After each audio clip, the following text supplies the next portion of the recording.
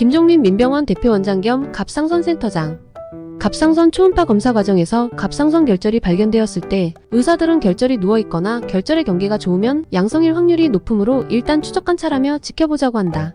하지만 결절의 경계가 좋더라도 결절이 크거나 결절이 서 있는 경우 또는 결절의 경계가 불규칙하고 미세석 퇴화를 가지고 있다면 의사들은 세침흡인 세포 검사를 권하게 된다.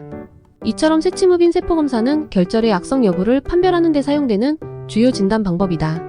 세침 검사는 생검의 한 종류로서 결절 부위에 가느다란 주사 바늘을 삽입한 후 흡인을 통해 얻은 세포를 현미경으로 관찰하고 병리학적으로 진단하여 그 결과를 도출하는 검사 방법을 말한다. 세침 검사는 갑상선에 혹이 있는 경우 암인지 아닌지를 가려주는 확실한 방법 중의 하나로서 결절이 양성인지 악성인지를 약 80에서 90% 정도의 높은 정확도로 감별할 수 있다.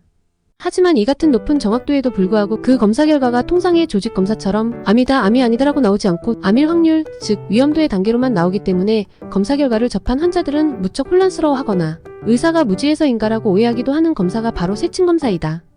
여기서 세침 검사 결과를 암일 확률, 즉 위험도의 단계로 나누어 진단하는 방법을 베데스다 시스템이라 한다. 베데스다 시스템은 갑상선암 진단을 위한 세침 검사 결과를 국제적 차원에서 통일된 방식으로 분류하기 위해 사용되는 등급 체계인데 쉬운 말로 하면 세침 검사 결과를 세계 각국의 의사들끼리 소통할 수 있도록 국제적으로 약속한 것을 말한다. 이 시스템은 1등급부터 6등급까지로 나누게 되는데 각 등급마다 암의 위험도, 즉 암일 확률이 표시되어 있으며 이에 각 등급마다 추후 진행해야 할 치료 방법이 달라지게 된다. 먼저 1등급은 결절의 석회화 등으로 인해 세침 검사에서 충분한 세포가 나오지 않거나 아예 없어서 진단하기가 애매한 단계를 말한다. 즉 진단 부적합 단계라고 보면 된다. 악성 예측도가 1%에서 4%이며 수술 시 실제 악성 발견율은 20% 정도다. 초음파 검사 과정에서 의료진이 보기에 모양상 갑상선암 의심 소견이 있다면 몇 개월 뒤 세침 검사를 다시 시행해 볼 것을 권고하게 된다.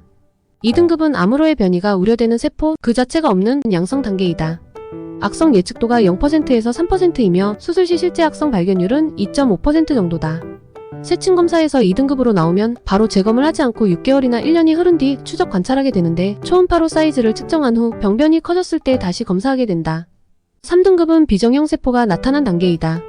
비정형 세포란 갑상선 세포 같기는 한데 일반적인 세포는 아닌 것 같다는 의미이다. 암 또는 염증의 가능성이 있어서 암세포로 의심되는 상황이다. 악성 예측도가 5%에서 15%이며 수술 시 실제 악성 발견율은 14% 정도다.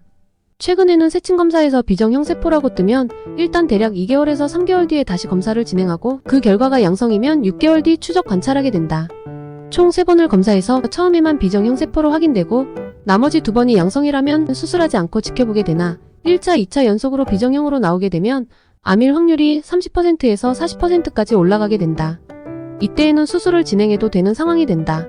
다만 필수적인 건 아니므로 의료진의 풍부한 임상 사례가 매우 중요시되고 환자와 충분한 논의 후 진행하게 된다.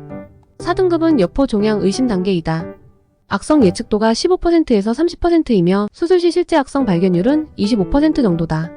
여포성 종양은 세침 검사로 양성과 악성을 구별할 수 없기 때문에 수술하여 조직을 직접 확인하고 피막 침범이 없으면 양성, 피막 침범이 있으면 악성으로 구분하게 된다. 크기가 클수록 악성일 가능성이 커질 수 있다. 5등급은 악성 의심 단계이다. 악성 예측도가 60%에서 75%이며 수술 시 실제 악성 발견율은 70% 정도다. 이때는 결절의 크기와 모양, 위치, 그리고 미세석 퇴화 유무 등을 조합하여 수술 여부를 결정하게 된다. 다만 2단계에서는 암 등록이 불가하여 국민건강보험의 암 관련 지원을 받을 수 없다. 그러나 수술 이후 암으로 확정되면 의료비 소급 적용은 가능하다. 실손보험에서도 보험료를 지원하지 않는 것으로 알고 있다. 6등급은 악성 단계이다. 악성 예측도가 97%에서 99%, 수술 시 실제 악성 발견율은 99%에 이른다. 이처럼 세침 검사는 해당 검사 자체의 특성으로 인해 베데스다 시스템을 활용해서 암일 확률 즉 위험도의 단계로만 판단할 수밖에 없다. 때문에 환자들은 혼란스러운 상황을 경험하게 되는 것이다. 그런데 갑상선암 검사는 왜 이처럼 환자들이 혼란스러워함에도 세침 검사로 하는 것일까? 통상 인체장기의 암 여부를 확인하기 위해서는 해당 인체장기에서 병변을 떼어내서 조직검사를 시행하여 암 여부를 판단하게 된다.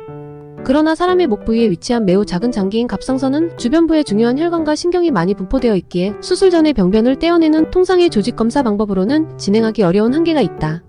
때문에 확실성은 다소 떨어지지만 세포 단위로 흡인해서 암 여부를 판단하는 세침 검사를 시행하는 것이다. 세침 검사와 베데스다 시스템. 비록 환자들의 입장에서는 이해하기 어려운 시스템이지만 이것 또한 환자들의 안전을 고려하여 환자의 상태를 명확히 파악하고 환자의 치료 방향과 계획을 결정하기 위한 매우 합리적인 검사 시스템인 것이다.